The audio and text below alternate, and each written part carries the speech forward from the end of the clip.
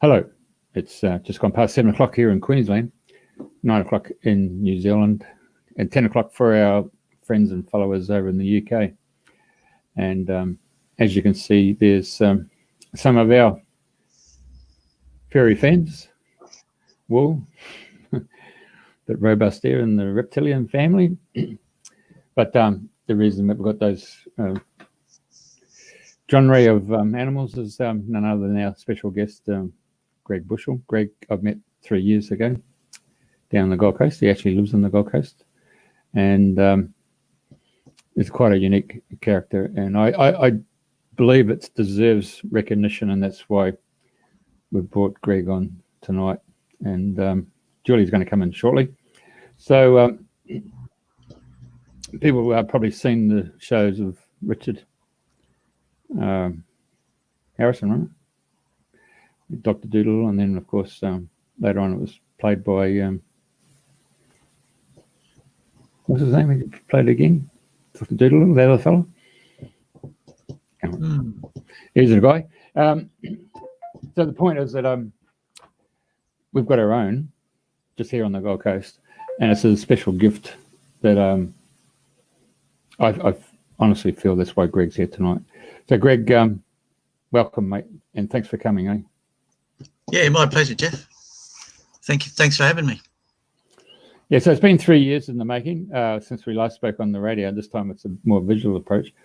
Okay, it's a latent gift that you got, and I'm quite sure a lot of people would understand. We've all got different gifts. It's just a matter of some of it's been suppressed over time. But how did yours come to the forefront? How did you get through all that bullying and all the other things that come with it? Or you keep it closed, you don't say anything, but you just have this innate ability to be able to communicate with animals. Yeah, how did that come about? Well, it started basically about 30 years ago when I was going through a divorce and thought there must have been more to life than the family that just kind of left my life. So and my first girlfriend after my marriage breakup was a Reiki master. So I was keeping company with her, and she said to me, if you want to keep going out with me, you've got to learn Reiki yourself. So just to keep the peace, so to speak, in the relationship, I spent a weekend and learnt Reiki, and that was the beginning of my so-called connection to healing and spiritual matters.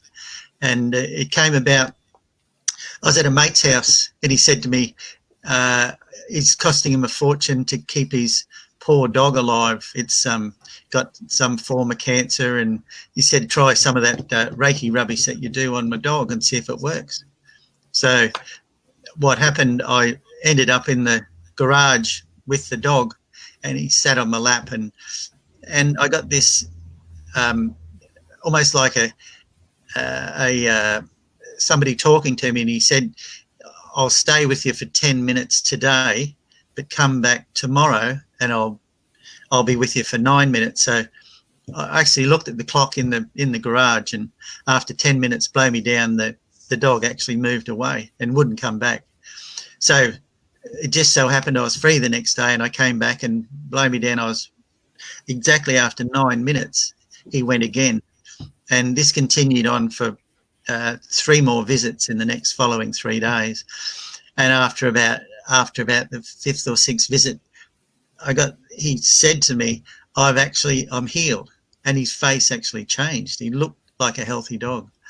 And from then on, I knew that was basically an awakening for myself that could unfold.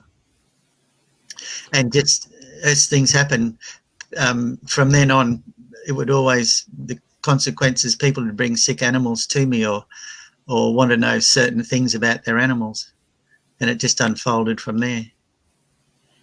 So it's our little expose here of, let's put them back up. Yeah.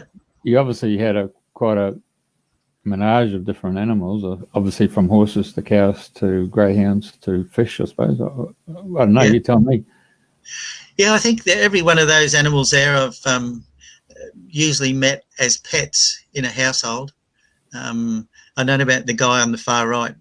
I'm not even sure what it is, but I haven't met one of those chaps. But there was only recently in a house here on the Gold Coast, a chap had a house full of snakes.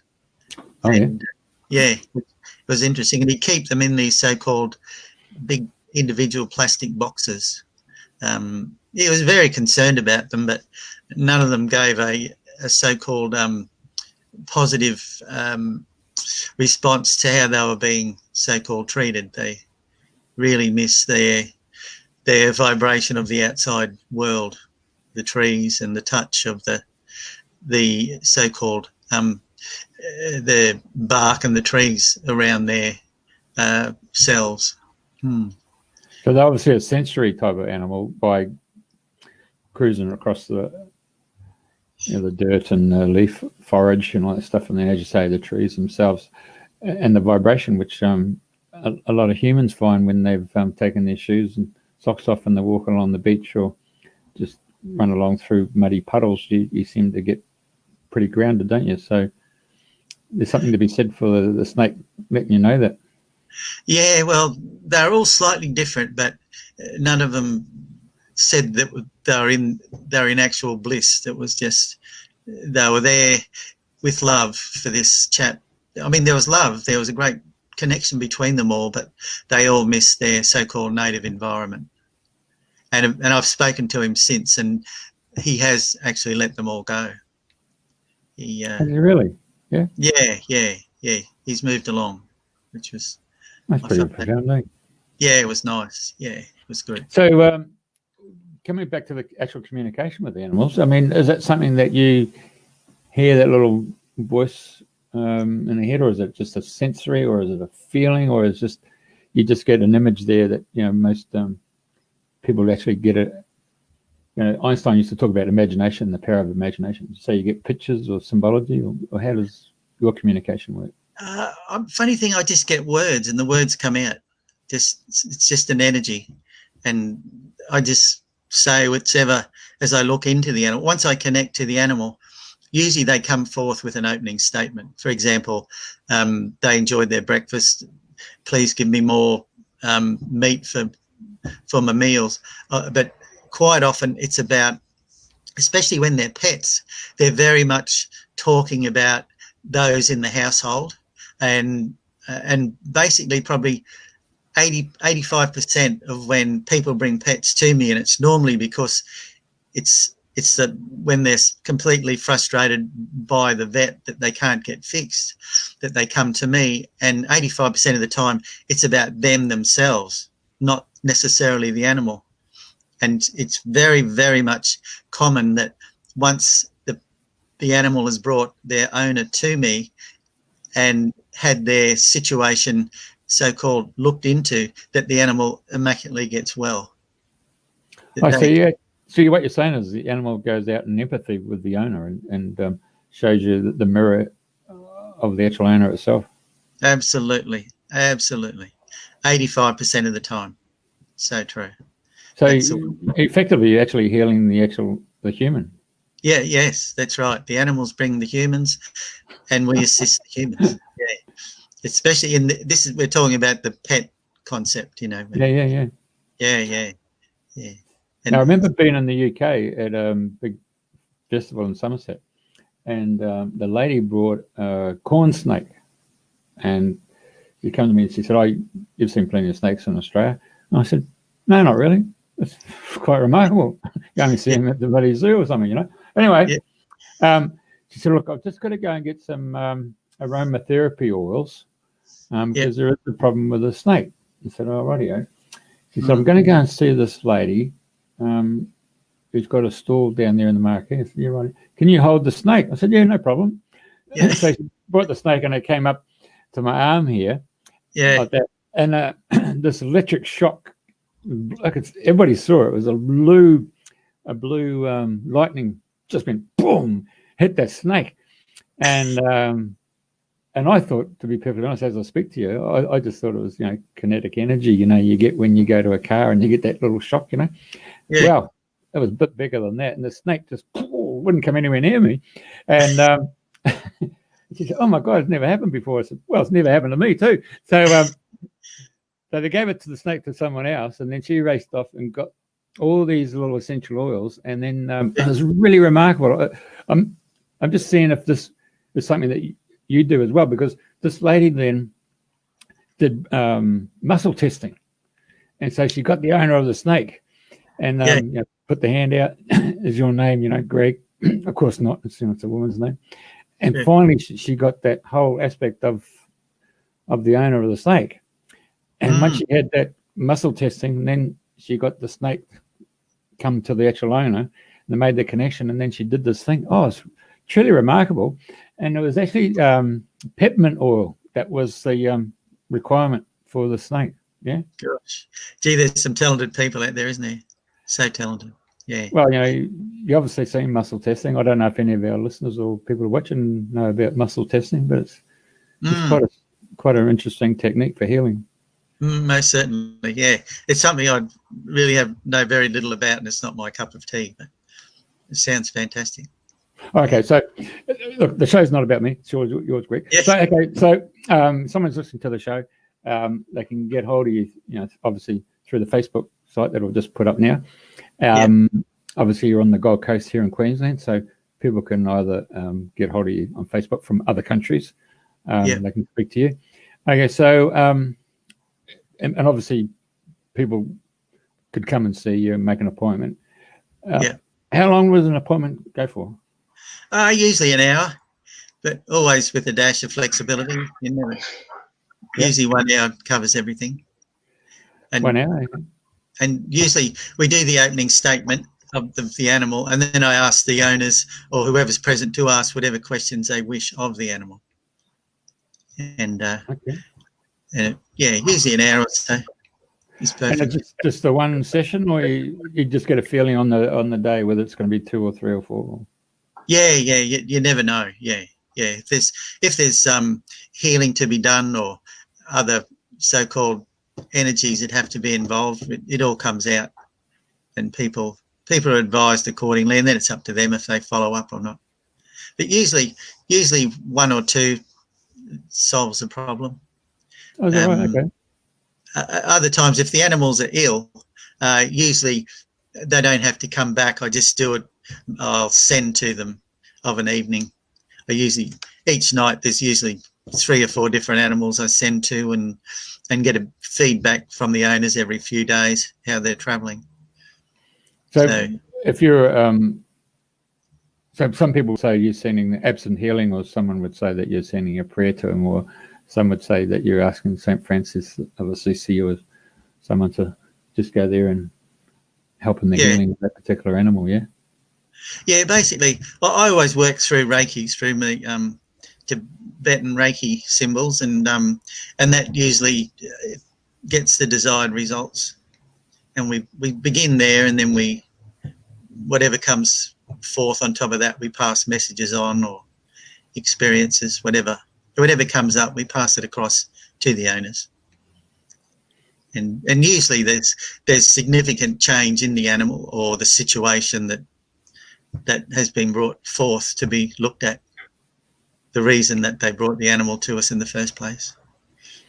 So apart from having a session on the radio here, how do people come to know that you exist, Greg?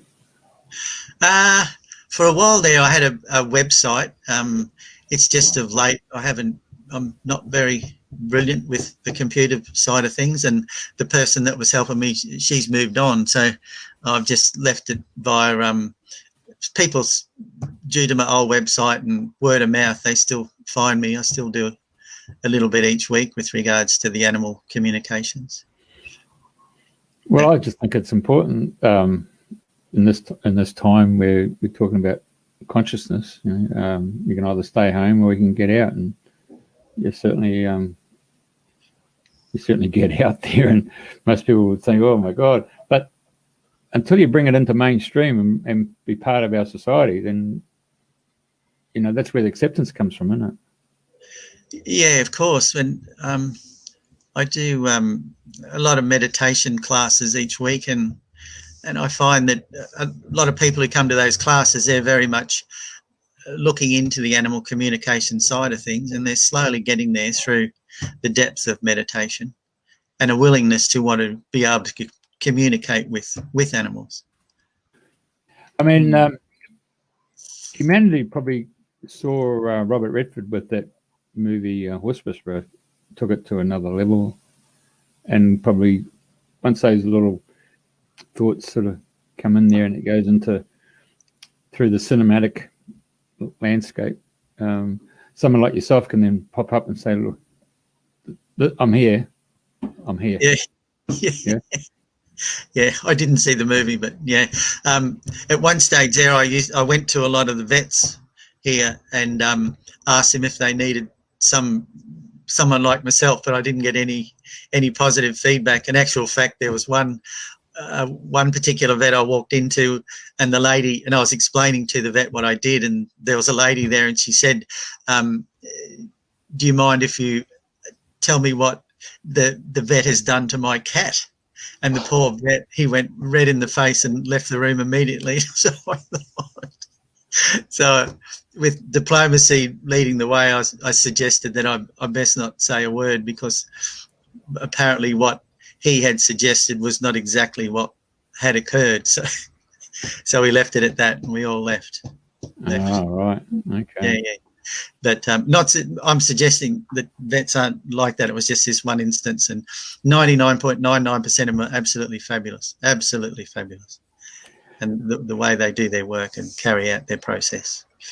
My good mate Julia's tapped in now, so Hi, sorry about being late. No, you're all good. You don't have to apologise. Yeah. Hi, Julia. Hi, Greg. Hi, everyone that's listening. Yeah, Greg, I'm really excited to be hearing your story, and a lot of the younger people are really into rescuing animals because they just can't bear the thought of them being locked up in industrial lots, etc. And I mean, I think they do certainly sense the pain, and I've also had friends who've lived near abattoirs, and they could just feel the pain. That's not imagined, is it? Definitely not.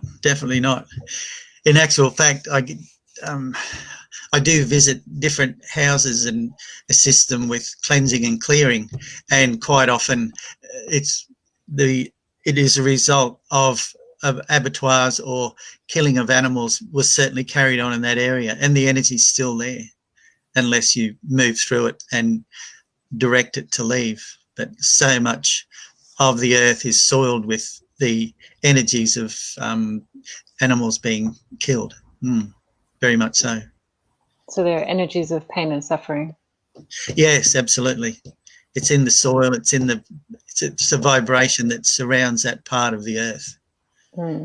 Because I mean, I think sometimes I think sometimes we try and reason that it's okay, especially in Australia where the cows live a fairly good life before they end up in the slaughterhouse. And some people say that the animal souls actually agree to serve humans, and to that this is what they're doing willingly. What would your opinion be of that? I do understand in the majority of cases, like most animals in the wild, they understand that they are part of the food chain, and they do understand that their gift of giving themselves to maybe another animal or to man in some cases is part of their so-called life. However, it does not change the vibration of the earth where the so-called abattoirs exist or did exist, especially those what do you call those, Jolly? They used to make the cows jump into the water full of the everything. What? Oh gosh, can't think of the word. Pay me for the dip. Yeah, that's it. Thank you. Yeah, the cattle dip. They're also areas that have just to lift the vibration of the area where they existed is also very, very difficult. Very difficult. And yeah. So what do you do to lift the area of a vibration? Are you dousing, or are you bringing in using the Tibetan healing method, or how do you do that? If I came upon somebody who had built near or upon an abattoir, it would be a lot of constant meditations, bringing in vibrations of light and perfection via the angelic realm. And it does not happen overnight. It would very much include the people who are living there. It may well be that they've been brought to that area for that exact reason, to change the vibration of that section of Mother Earth, to bring it alive and back to light. And it would be a combination of, depending on how the situation that was left by the killing fields, that you just wouldn't know how long it'd take. Could take months. But eventually we can bring it back with determination and the right people. And things will change. So do you feel, my friends who are psychics, they'll sort of say that there's not that big a percentage of humans who are psychics. So, every sort of human ghost in the area will generally come and look for a human who can actually understand them and hang out with them, whether they like it or not. Do you have something similar with the animals, that they kind of work out that you could hear them, you can talk to them, and they start following you around or waiting for you to come out of your house so that they can get your help or assistance? That's an interesting question. No, I think that most animals have these conversations with anybody and everybody, and it's only a relative few that can understand what they're about. I certainly don't think that they wait for me, but they wait for somebody with similar ability to myself to bring forth whatever message they want to transmit. And as we said, 85% of the time it's about their owners. We're obviously talking about pets, people's pets, not in the wild type of situation. That's amazing, isn't it? Yeah. Yeah, it might even be higher than 85%. It's everyone. And let's face it, as they say, everybody's going through something, and the animals are usually very much aware of it, and they're there for a reason in a household.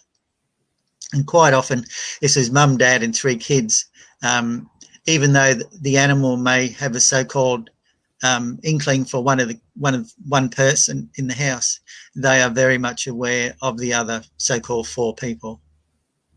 They know where they are. They understand the so-called energy they transmit by just walking from one room to another. And then it comes across the animals themselves, their different awakenings in themselves. They're a bit like humans. Some are smarter than others, so to speak. There's and some have, for example, professional people have usually an animal, no matter how silly or whatever they look, they're usually so often on a par with the workings of that particular professional person. Is that right? Yeah, very much so. So what about the lordship of the cat? The cat. Yeah. I mean, cats, they just seem to have their own royal way, isn't it? Yeah. Well, cat. So, yeah. I thought you saw my cat. It just ran past. I know. I just saw that. Yeah. Yeah. Well, it's difficult to. Dusty's in a world of her own. She the other day in a bowl of milk where I left it, she drank a milk and left an absolute perfect G in the bottom of the bowl. My neighbour come and said, "How did you draw that letter G in the bottom of the milk container?" And it was a letter G. So this is what it's amazing. Why would she just lets me know that she's here assisting. I bring animals into the yard and she stays and watches and growls and carries on, but she's always on the ball watching. And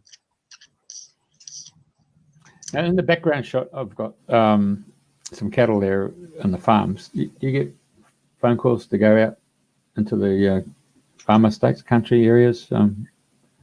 I haven't had a great deal to do with cattle in the so-called paddocks. I've had a couple of people who've had pet cows, and they've been the most loving, perfect vibration animals.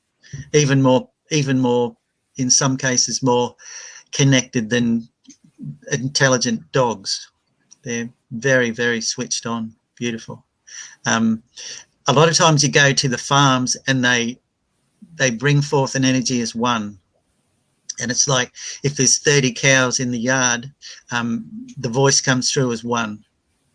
And the energy of whatever it is, it's almost like they don't have the experience of a pet, but they have the experience of existence, of their connection to the love of their so-called food.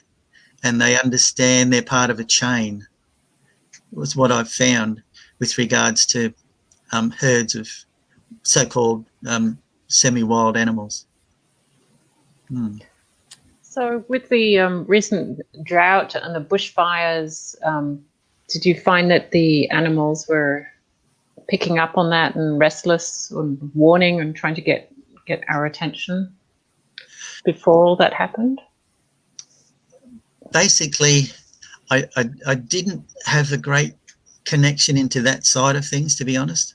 I understood that via the pain and suffering that occurred during the bushfires, there was very much a real sadness, a downness to what was existing. But I must admit, I never truly went. I understood that Mother Earth was, excuse me, in some cases bringing a balance of what may or should not have occurred, and it was just sadness. It was sad. But I never actually went into those areas of destruction, to be honest. Yeah, I was in Germany at the time, and everybody in Europe was, just they were so upset and so sad for the animals, all the animals that had died. And it was really interesting because we have problems with the Great Barrier Reef in terms of putting on sunscreen, but you go to Europe and they're advertising sunscreen that's safe for the Great Barrier Reef. You come here. Of course. There's not much awareness of that. No. So what's the most evolved animal that you've ever met and maybe, I don't know, had a philosophical conversation with or got told what to do by, one that seemed to be, sort of the most advanced and evolved? That's an interesting question. Probably, then again, it's professional people, or so-called professional people, or maybe healers themselves, Reiki masters, and those who just follow those lines. The animals are very much want to be part of the healing process, and they bring forth an energy into the room that allows the healer to maybe get into the depths of where they're meant to be. It's also I had a interesting chap the other day. He was he actually brought his animal over from England with him, and he was I think he does interviews with people via the computer, and it was this animal talking to him. It was like talking to a computer expert almost. It was really, and he had been with his owner for about 10 years. Yeah, he just knew what was coming forth during the interviews. And this man, I think he used to interview sports people, and he was this dog was amazing. He was truly. He was. He knew that almost the whole life story of this particular sportsman that they were interviewing, and it was there really are some amazing animals out there. They might look like animals, but they're a bit smarter than me. I know that. And I think that's what we sometimes suspect, isn't it? That and some people have said that part of a soul might come in and help us a spirit guide and, you know, basically dress up as an animal just in order to be able to help us. Well, I'm great. sure. Yeah. Right. Yeah, no, I'm not. I haven't ventured along that path, but I wouldn't. People smarter than myself would understand that, but I'm not quite there with regards to that. So what was the first animal that you presumably missed the most? If I mean, it might still be there with you in spirit, but you know, that made the deepest impact on you in terms of really learning respect for animals as living, intelligent, loving beings. Yeah, probably the very first one, Rosie. It was a golden retriever, and she was the one when I sat in the garage for 5 days in a row, whatever it was, and each day became. And to begin with, she just looked normal, and by the end of the week, she just looked so clear and pure. It was just, and that was probably the one I always remember. Other times, there's so often you get called to places where the question is my animal ready to go? It's been ill, or, you know, it's 15 years old, and is the animal ready to go to heaven, so to speak? And a lot of times the stories that the animal pass on to the owners with regards to the experiences, the emotions that they've lived every minute with the owners, with the household, with the family. They've seen the little ones grow up to be adults, and that's always very touching to see that, and the joy of the actual owner, so-called, taking them to the vet and letting them go. That's probably the most rewarding of the work I do, just letting the animal go when the time is right. That they've had enough, and they've finished their so-called work that they had to do, and just let me go home and recharge the batteries. And usually, quite often, they will suggest that another animal of possible similar energy will join the family and take this animal's place that's ready to go to heaven. And they always say, well, quite often they say, I'm the old, so-called old school, let the new energy come into the household and bring the new vibration into the household that it's ready to, that it deserves and ready to experience. So,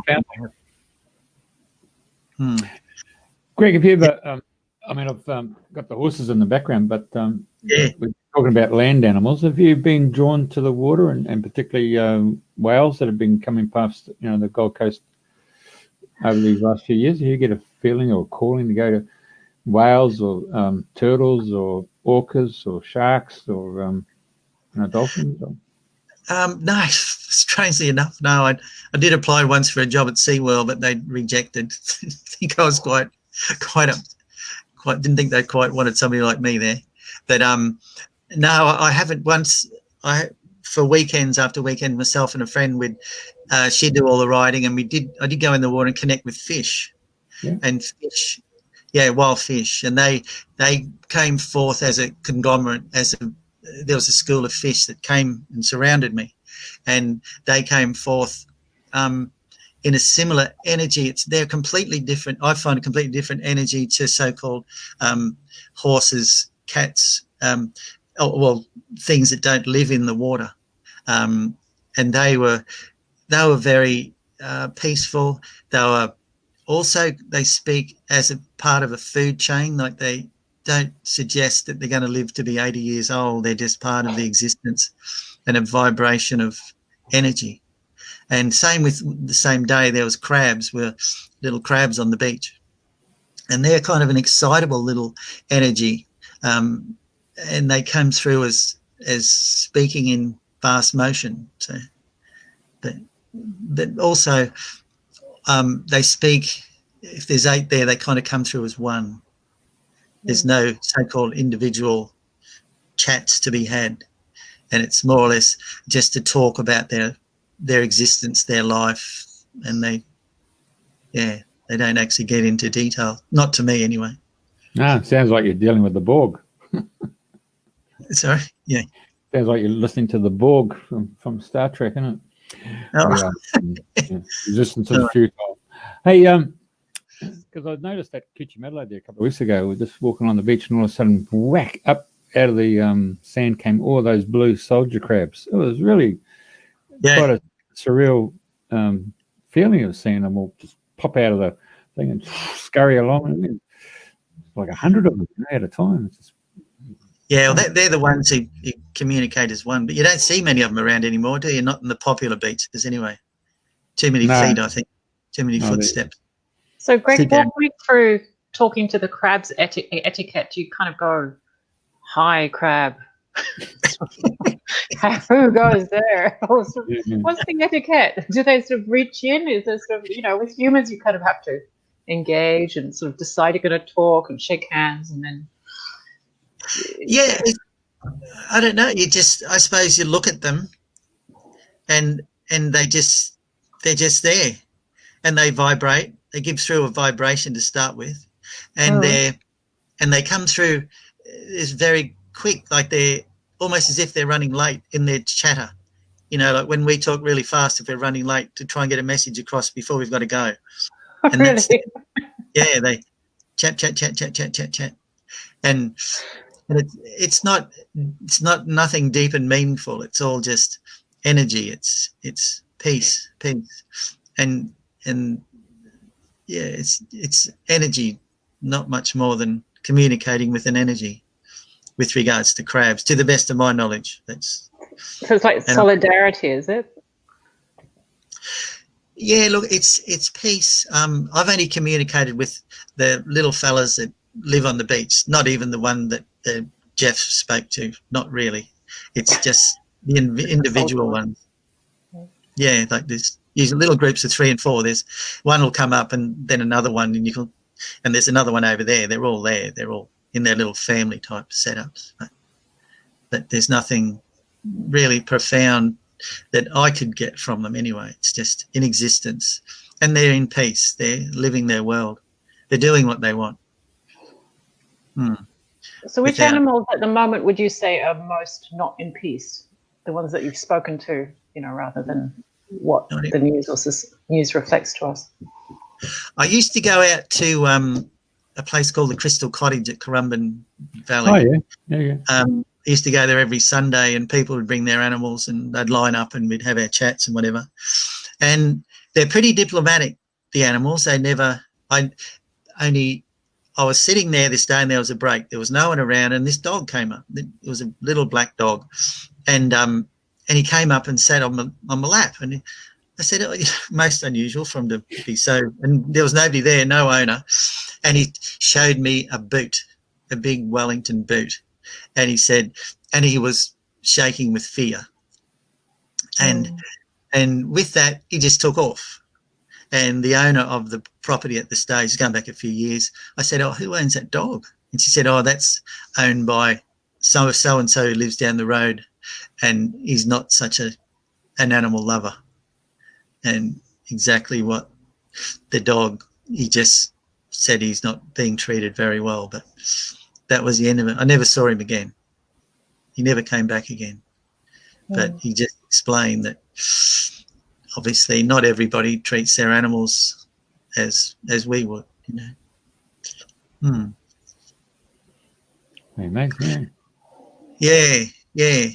We used to get some people used to bring their horses. That was always, used to love the horses. And I get a few horses go in nearby, and a lot of people ring up with regards to so-called problems with their horses. And is it really a problem? And it usually turns out they want to change the address.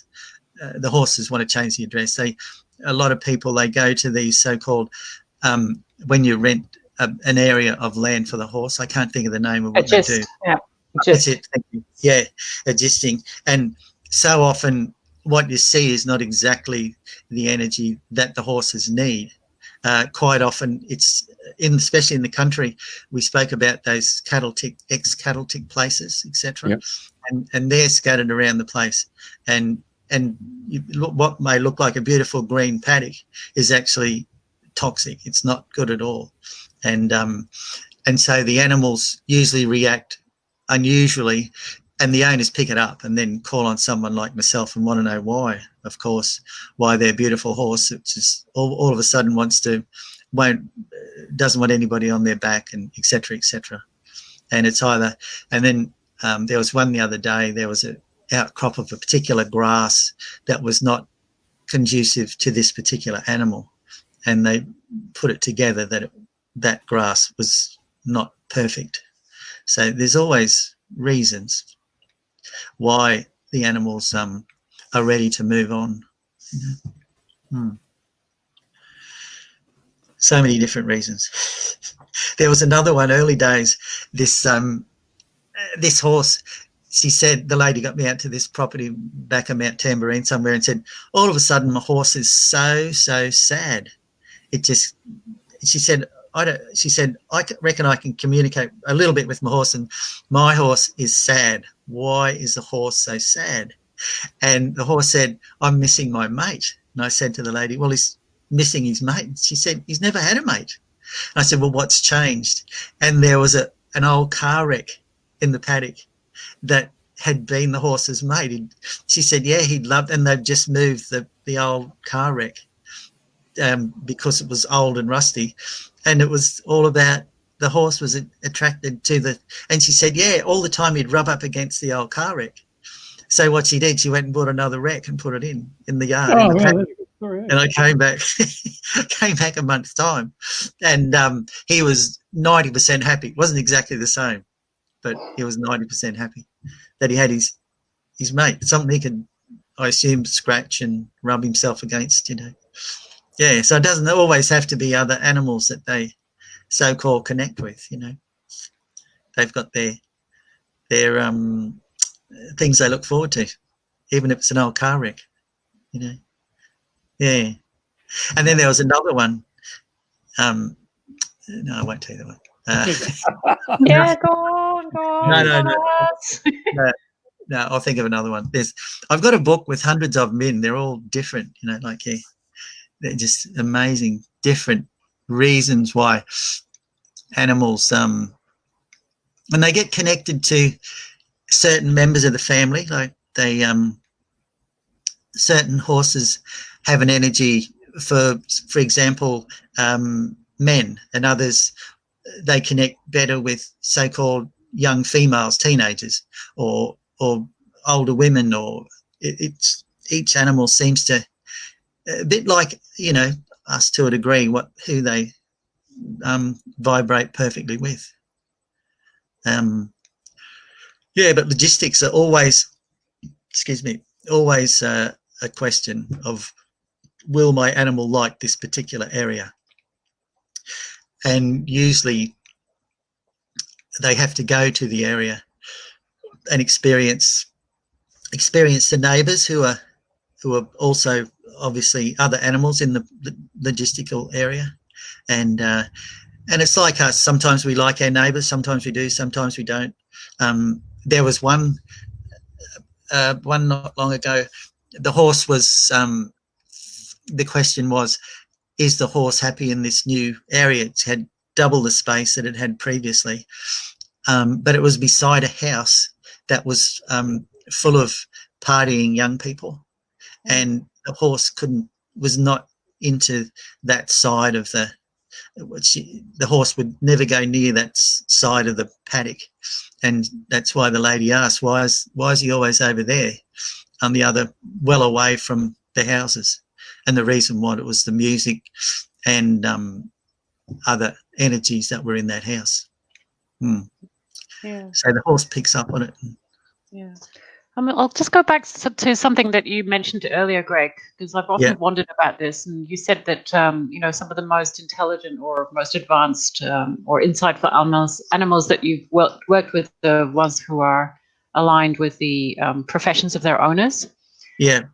And I know that animals, when you study their brains and their eyes and their senses, that they actually access different fields than we do. We all know that dogs can and bats can hear and sense things that humans can't, etc. And presumably each animal has its own kind of spectrum and energies that it tunes into and is probably aligned with, that humans can't experience with our current biological makeup. So is there like a purpose, like the horses are there and they're connecting into a certain type of energy, whereas, bats are connecting in with another and frogs are connecting in with another. Everybody's, like, humans are meant to be guardians, but do the animals also have a role in their biosphere apart from the usual food chain and maintenance kind of thing?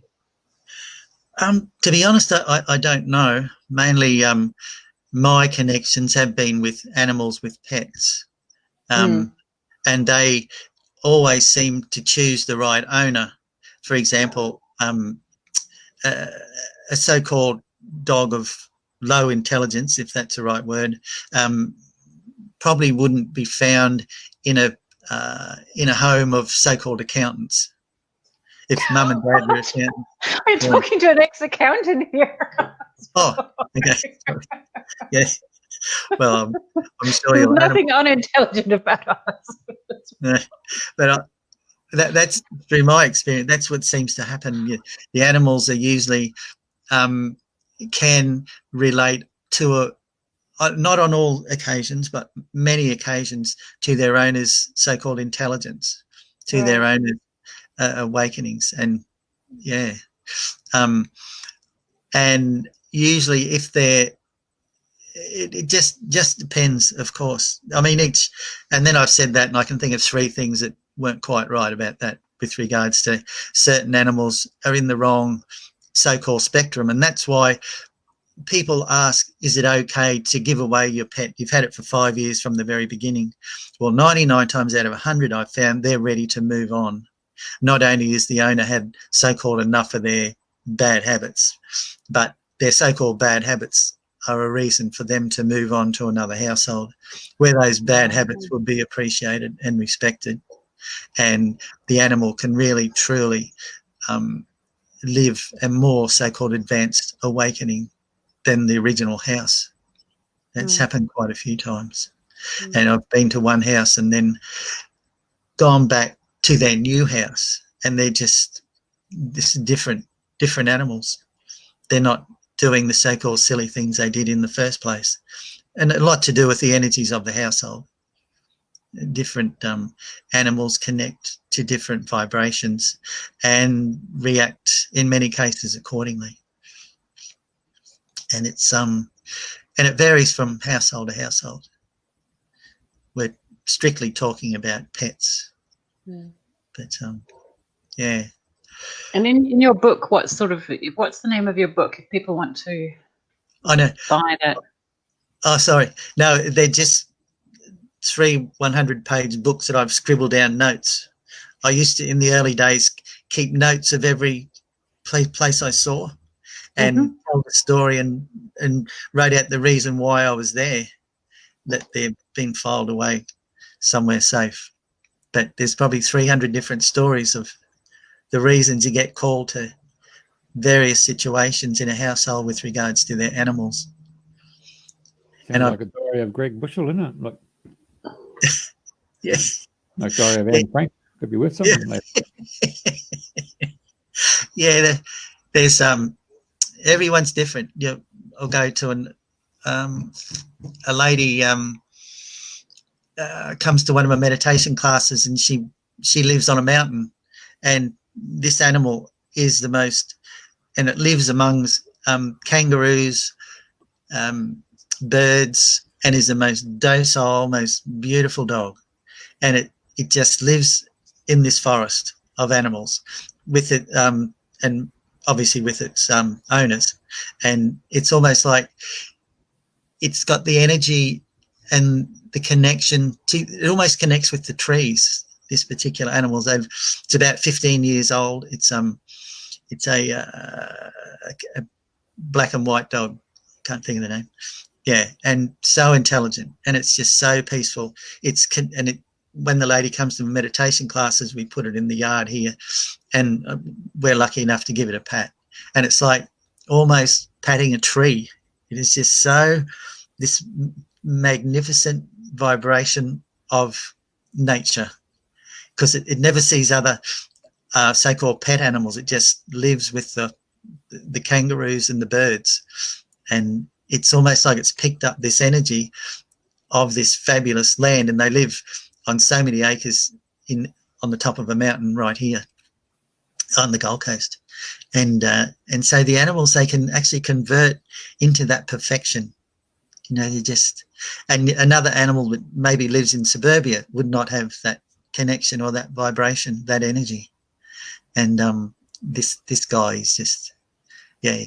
And that's what happens with animals. They connect not only to their owners, but when they're left at a certain length of time in a particular area, they'll pick up almost like the energy of the land, the perfection of the rainforest where these people live.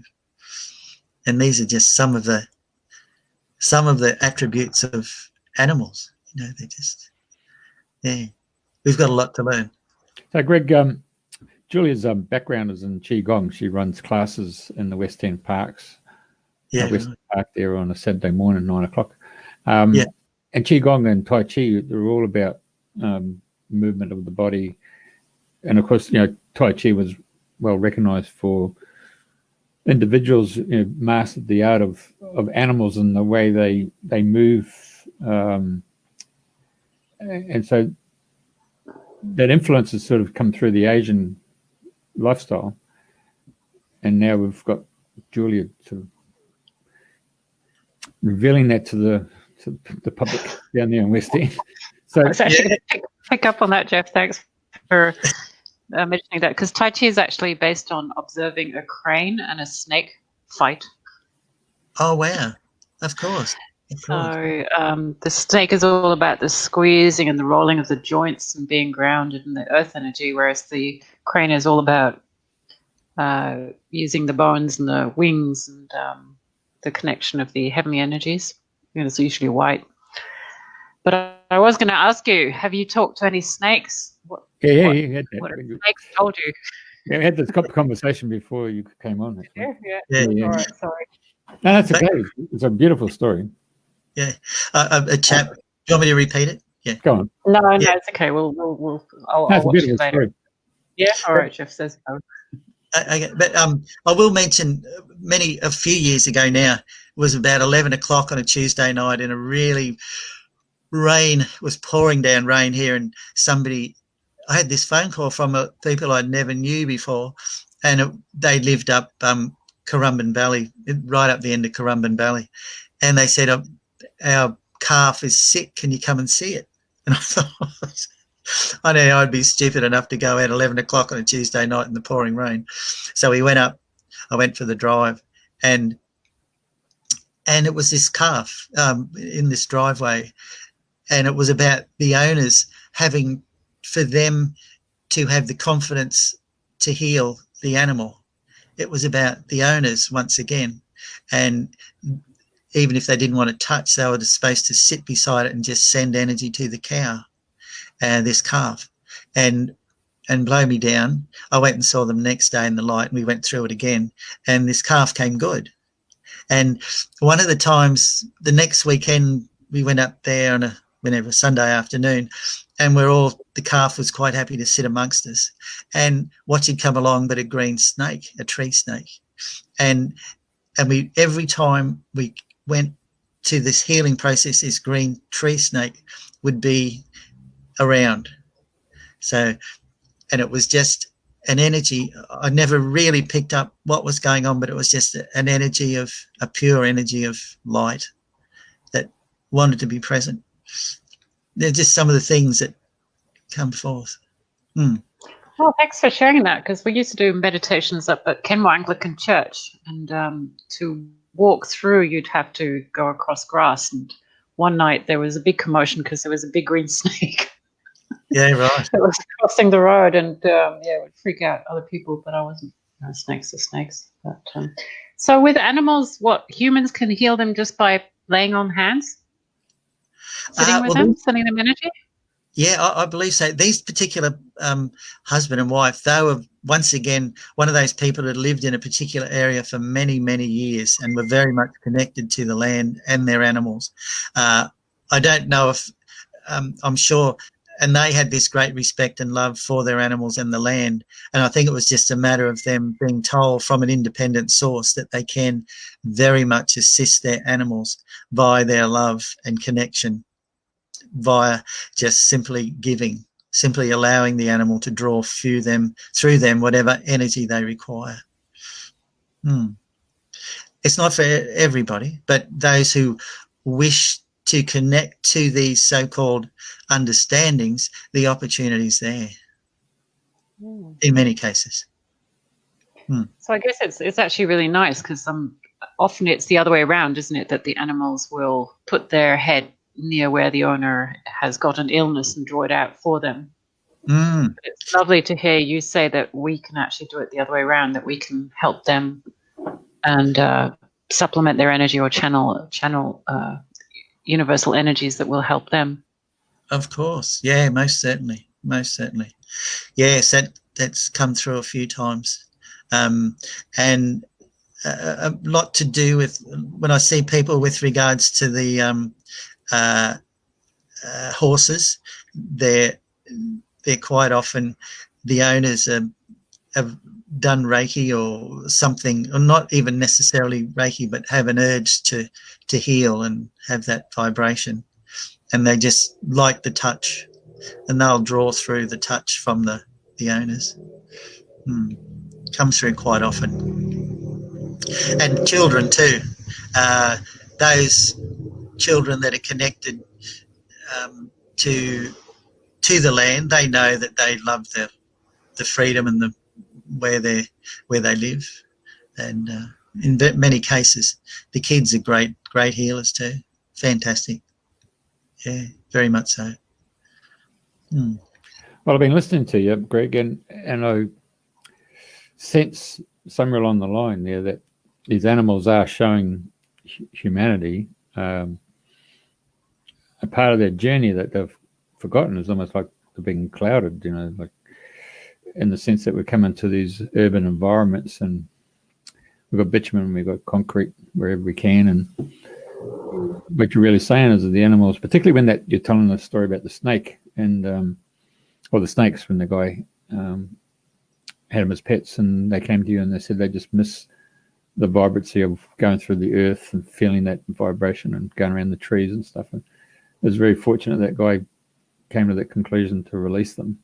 That you've spoken about that, and then we've spoken about Qigong and Tai Chi, and there's an aspect that humans have studied animals, and we've also, it's come to the point where historically we've talked about our Aborigine people talking about the song lines and clearing the song lines for the energy path to have that cleared, and where it's been densed up by abattoirs or other killing fields of humans and stuff.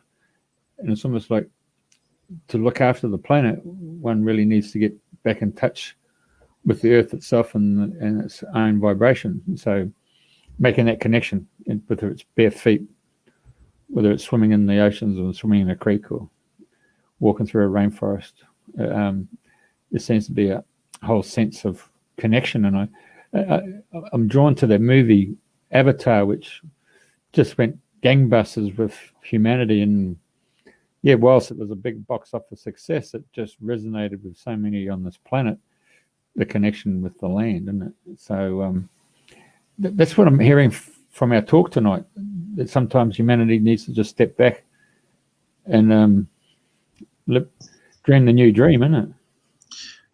In a perfect world, we'd all every month spend 3 or 4 days in the bush and just walk around barefooted and just watch the trees and watch the animals and watch the bugs, the insects, and there's more to that 9 to 5 world where we sit in the office and look at a computer. I think it'd bring a lot more peace into most of our worlds if we could do that.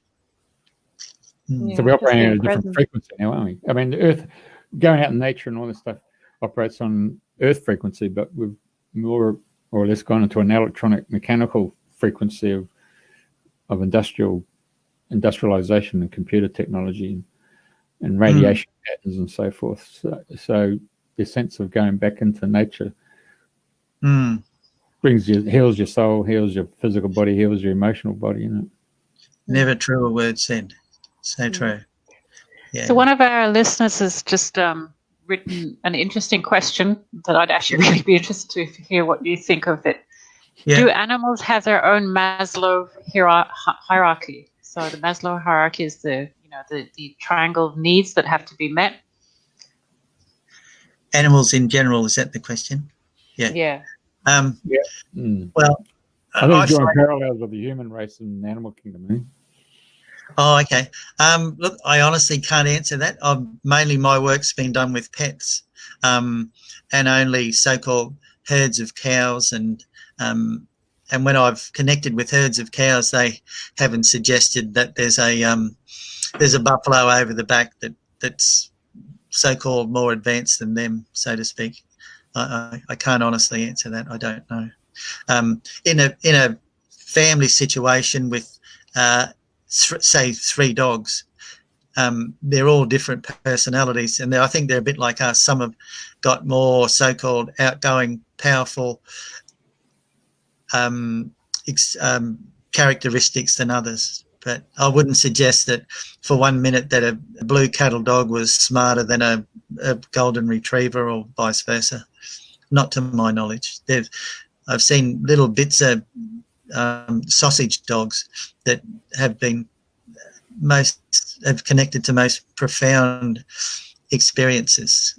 And as far as healing animals are concerned, whether they be cats or dogs, they all seem to be very much connected to their owners' wishes, so to speak, and vice versa.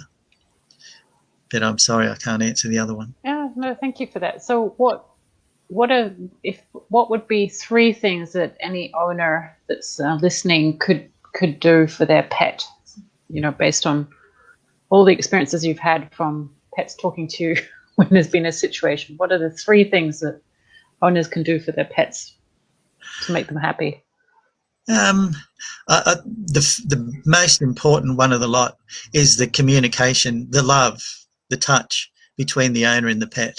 And same as us, some animals love to be touched all day, every day, and others don't. And I think it's just the most important is for the owner to respect that certain animals, yes, they want to be patted and touched as much as possible, and others don't.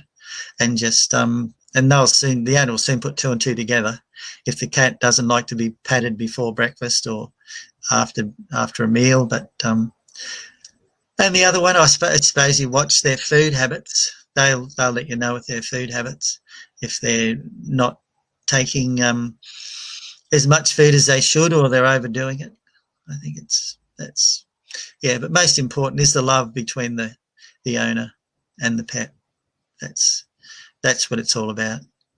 And exercise. A lot of times it is exercise. It's common sense. If it's a great big dog in a very short, small yard, it's be nice to exercise the animals. And then again, they're like us. Some animals love exercise, some do, some don't. And just be aware of how they react to different situations. Do they want a 5-kilometre walk, or do they want a 100-yard run? We soon put it together. They'll let us know the way they react. So when you work on that, I suppose it's the love, the food, and exercise, if that's pretty well what they're about. And that's love, food, and exercise is what makes them happy. Yeah, to the best of my knowledge, yes. Yeah. Isn't it? Sounds like there's a dog loose. Yeah, there's a dog next door.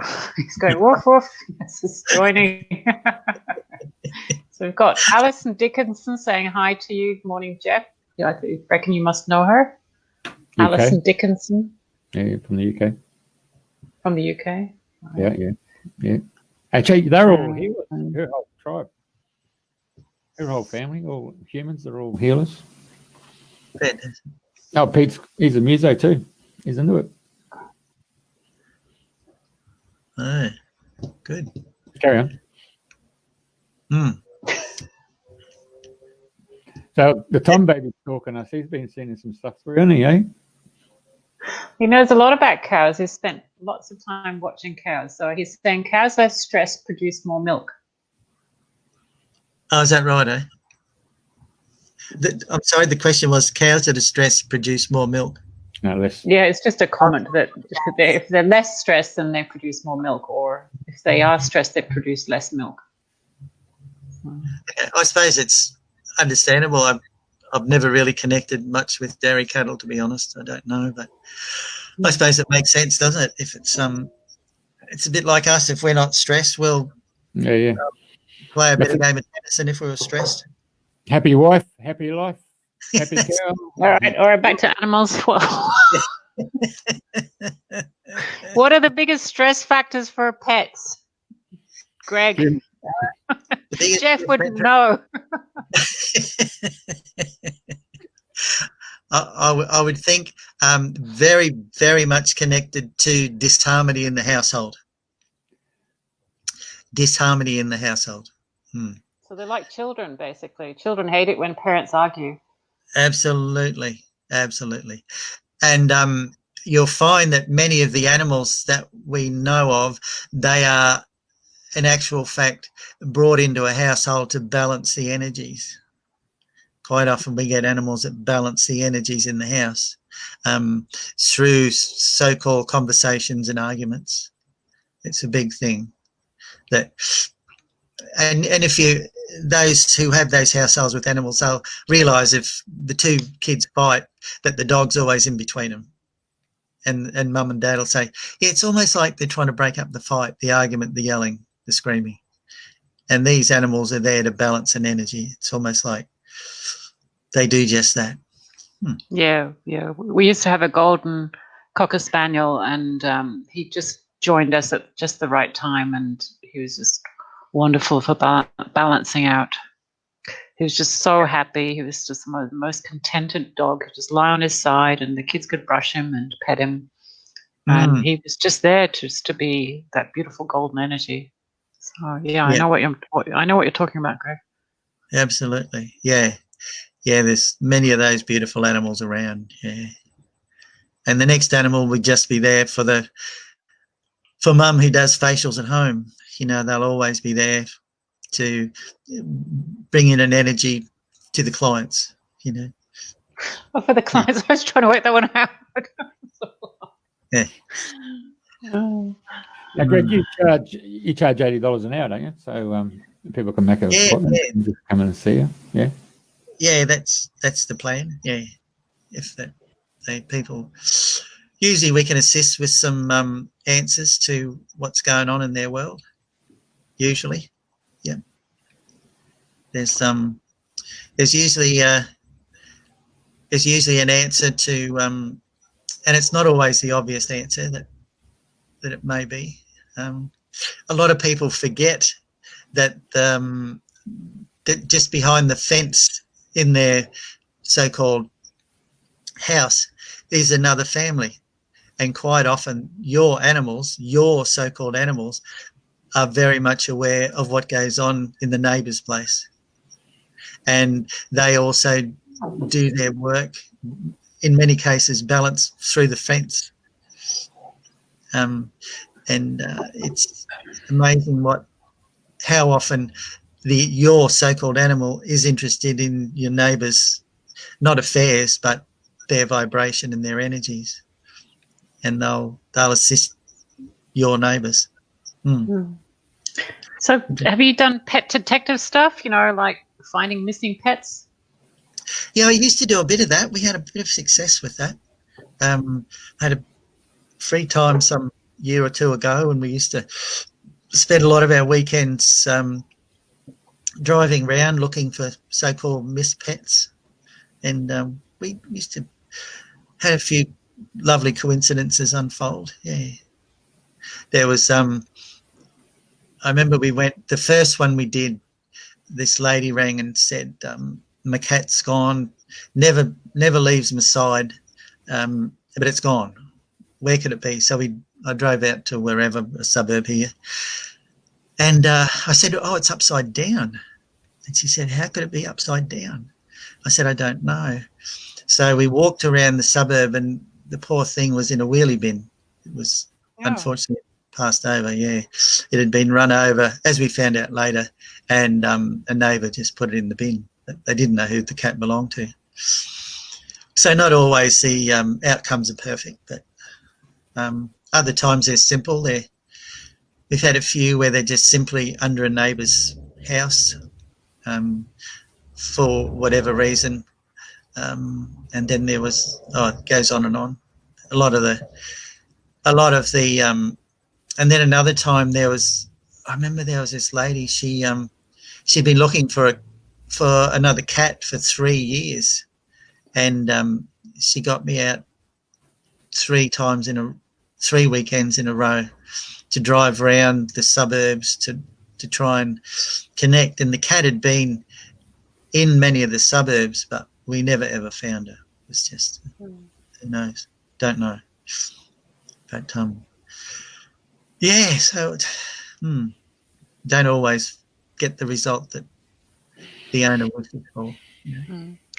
So it's not like in the Disney movies where, one dog barks and tells the next dog in the next neighborhood, the dog telegraph. So when you go missing, you just talk to the neighbor's dog and get him to. What a good idea. Look, that's out of my realm. I don't know about that. You haven't thought of that yet, Greg. Yeah, that was, have to look into that one. Mind you, they all go off, don't they? When you go for a morning walk, one will start. Yeah. And all the way down the track, they're all bloody saying, hey, what are you doing on my patch? Yeah, that's right. You feel like by saving a bottle of pee and put in a bottle and just go along and just mark your just do an April Fool's on them, isn't it? Yeah. Marking the church and, hey, I'm here, mate. That'd be one way to approach it. Yeah. Hey, geese. Yep. Anything in that area of farm animals? That's. I haven't. I'm sorry. No, I've never ventured that path. Because they're very much a security animal, aren't they? They get around there and they can protect the whole farm, can't they? They're very they're wonderful animals, eh? Of course, yeah. I don't know about that. I must admit, I don't know why, but I just thought of we went to the races one day and we're back a few winners by talking to the horses. Did that work? I know. They're all so bloody full of energy and they're just jumping out of their skin. Obviously, one could only suggest that they were full of vitamin pills or whatever they were on, and but no, couldn't back a winner all day. No, lost on that one. Yeah, very. So it wasn't previously. It wasn't fixed, the match. That's all. They didn't know who was going to win by the sounds of it. No. We thought it'd be a good idea if we could rig a couple of races, but we couldn't. Nothing happened. Not a thing. No, they were just animals that were so excitable that you could hardly even get through to them. They were hyper. Very hyper. Very hyper. Yeah. In their own world. Yeah. You get any where you are? You're down there in West Burleigh Road, aren't you? So yeah, the people sort of know where you are on the Gold Coast. So it's at the Peace Mojo Centre. Is that how you pronounce it? Peace Yoga. Yeah, where they do all the meditations here. The yoga, 3 different yoga classes each day, and there's also Luke, the owner here. He's a doctor of chiropractic. He's a chiropractor. He's here also. Yeah, it's a beautiful. Peace Yoga or Peace Mojo? What do you call it? Peace Yoga. Peace Yoga Centre. Yeah, yeah, yeah. Run by Doreen and David Scales. Yeah, Doreen has been a yoga instructor for many, many years. She'd be similar, much younger than me, but yeah, and very popular, very popular. Yeah. That's 88 West Burley Road, more so down the James End Street. Yeah, halfway between James Street and the Stockland Shopping Centre. Okay. Yeah, yeah, right. Yeah. And they just get hold of you. They just ring you up, or some come through. Here we go. We just put that back up. You make an appointment with Greg for his Facebook site there. Yeah. Bushell.31. There you go. Yeah. And they make an appointment, $80 first appointment, and if you need to come back second or third, it's negotiable. Yeah, of course, of course. Should I give them a phone number or? I think I'll just. Yeah, we can do that, but just hang on a second. Okay. Hang on. Okay, is that going to be a landline or a mobile? Mobile. Okay. Go for it. 04 03 125 375. I can do. We do a lot of interstate stuff. People can just ring, and we do it over the phone. I do. Really? Yeah, do a lot of that. And there's not as expensive by the phone. We don't charge as much. So what the client just takes the phone and puts it to the cow's mouth, or or the rabbit's ear. They could do that, but usually they just, as long as they've got a photo of the animal and they're looking at the photo, they can do it by the photo. Yeah, seems to work okay. It's got a lot of cool stuff in it. Pet detective work, isn't it? Another aspect of the energy, isn't it? So Greg's the animal channel, the national pet directory. Yeah, it's on 5G, baby. Sometimes, yeah. Yeah, 5G. We should get you doing opening a Twitter account, and you should just put on the Twitter feed what the animals are telling you. So say, Mikey says, "Stop giving me that bone." Yeah, well, sometimes it's as simple as that. Sometimes, yeah. Yeah, I mean, the coyote might come on and say, Walt Disney gave me a bum rap following the Roadrunner. Who knows, mate? Hey, you got to have fun and laughter, and I'm sure that's part of your medicine, isn't it? When owners come to you that looking a bit forlorn, they're a bit reserved, and your role along with the animal is to bring some joviality into it, get some laughter happening, and that humour happening, just to break the ice. Yeah, well, there's all different approaches. They're never two are the same. They're always, and 90% of the time the animals love so often when, especially on their so-called dying, so-called last words to the owners before they take them to the vet, they always suggest they really so enjoyed when such and such was laughing. That was the joy in their life, was when a certain household member laughed. And it's usually they're the so-called grumpy ones that never laugh. But when they did laugh, the animals remembered it. Oh, and right. yeah, that happens so often. And yeah,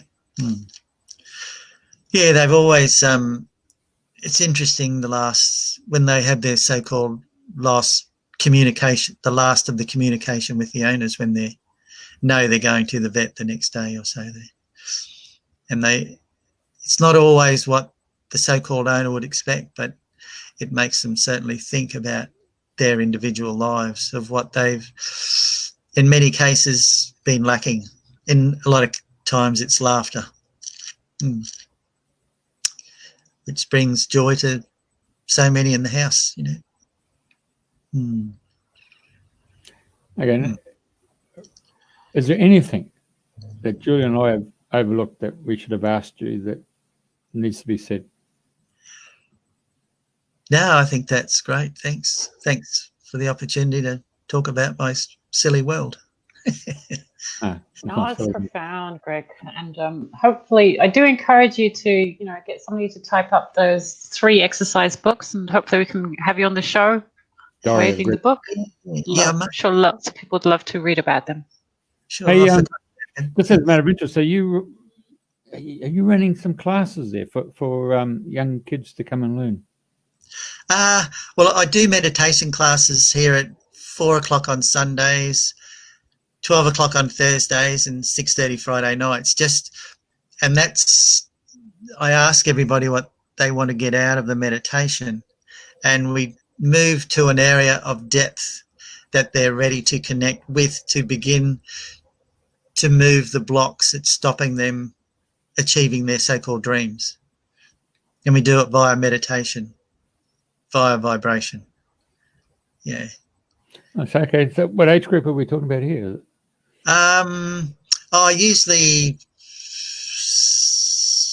Usually young adults to people my age. Yeah. And everybody in between. Everybody still seems to have a dream or something they so-called missed out on, and we can still get there. We can still do it via the lifting to parts of the awakening process that they haven't quite been to, but they will get there with time. What did you call it, Julia? Late bloomers or something? What did you say today? Late bloomers unite. Late bloomers. Exactly. I did have a question that it disappeared. Now it's come back to the forefront of my mind, and that was how Indigenous people have animals as a totem. Yeah. Do you find this connection with Australia and its own animals completely different to how the Indigenous people of America would see animals, as well as our own people here in Australia? I have the greatest of respect for the Aboriginals. Their energy, their vibration, their connection to Mother Earth is absolutely, we've got so much to learn from them. So many gifts that they've almost forgotten about. And I've actually been lucky enough to channel 1 or 2 of their so-called awakenings. And it truly is fantastic with regards to the awakening process that they unfold via their culture. And it's similar but different, I've found, with the Red Indians. To the best of my knowledge and the way I interpret it, our Aboriginals from the beginning have almost a deeper understanding of the land, even different but similar to the Red Indian. Very, very, very, very intense. Wonderful. Absolutely wonderful. That's another whole new experience. Yeah, I know. So do you have a certain animal that comes to you? I mean, or crop of animals that come to you in your sleep state or in your dream state? None at all. I go out of my way not to read or get involved with any other so-called communicators, animal communicators. So what I bring through, whether it be via animal work or vibrational work, I'm not influenced by anybody or anything else. I stay well away from books and things, which probably means why I lack a bit of intelligence along the way, but I bring it through my way. Right or wrong, that's the way it is. Yeah, thanks, guys. Oh, yeah, there he is, as his details. Doesn't matter where you're on the planet. You can get him on Facebook, link up with him. Alternatively, in Australia, it's 04, it's a local number. Overseas, you'd have to dial your area code, which will be 61, and drop off to 0. Julia, what do you think, mate? I think that's wonderful. Thank you for joining us, Greg, and sharing. What you said about the animals, giving that feedback about their most precious moments with the families really touched my heart, and makes me very thankful to the animals that I've had in my life. Yes, they were there for a reason, weren't they? Very much so. Thanks for your energies, guys. That was beautiful. Thank you. All right. Yeah. Good night, everyone. Thanks for watching. Next week we have Jeff. Remind me. There he is. I'll just put him up there. Mr. Jared. Oh, there Biddy. you go. There you go. Orgone Effects Australia. So it's all about radiation patterns around 5G. He's quite an exponent on the knowledge of 5G, isn't he? Hello? Yeah, it'll be really interesting. It'll be really interesting. Because Jeff will be doing all the talk, because as a radio man, he understands radio waves. I know I'm scared of 5G, but anyway, Gerard's going to tell us what it is, because he's gone and measured the stuff, and and he's invented stuff to deal with it. So we no longer have to catastrophize.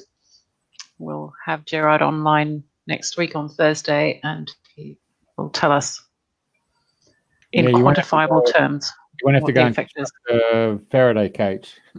He's got his own simple techniques. Yeah.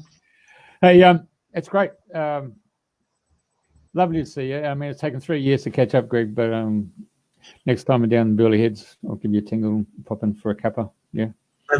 That'd be lovely, mate. I look forward to it. Get down to that Hare Krishna cafe down there in James Street. Get that vegetarian food. Absolutely. Beautiful. Yeah, yeah. Yep. Beautiful place. Yeah. Thanks heaps. All right. Love Thanks, you all. guys. Thanks for watching, everyone. Have a lovely you. evening or day. Okay, bye.